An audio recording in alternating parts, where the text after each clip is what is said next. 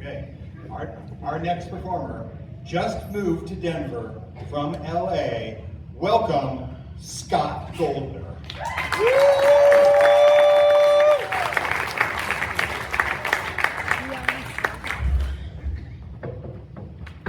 You just leave that over there.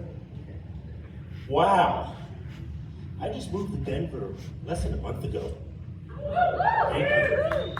And I came here last night to see a show, not knowing what I'm getting to get into today. So, I'm originally from New York. Woo! Thank you. When I turned 65, I decided I wanted to be a comedian. I wanted to come into a front of a live audience and get to tell you guys jokes that my family said are just not funny.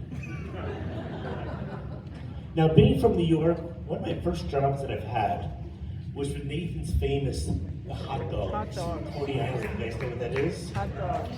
Well, if you know about Coney Island, you know about the Gottis. John Gotti, the mafia figure. Well, I had his nephews working for me.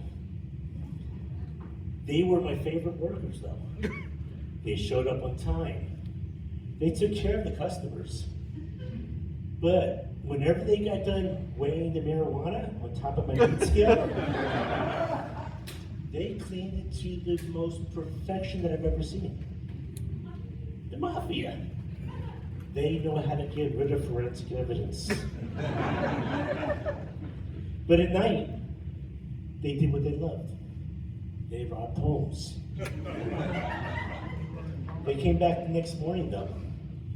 They had one bag in their hand of the rings that they stole. In the other baggie, they had the stones that were in those rings. Now, being who they were, I would have to put my arms around them and say, you know what? Your uncle will be so proud of you. I mean, think about it.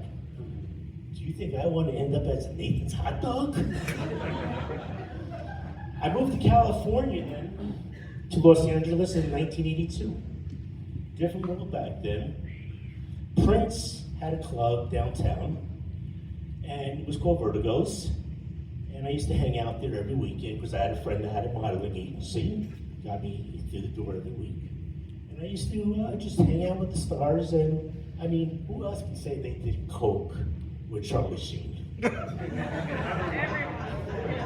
Yeah, you're right. You're right.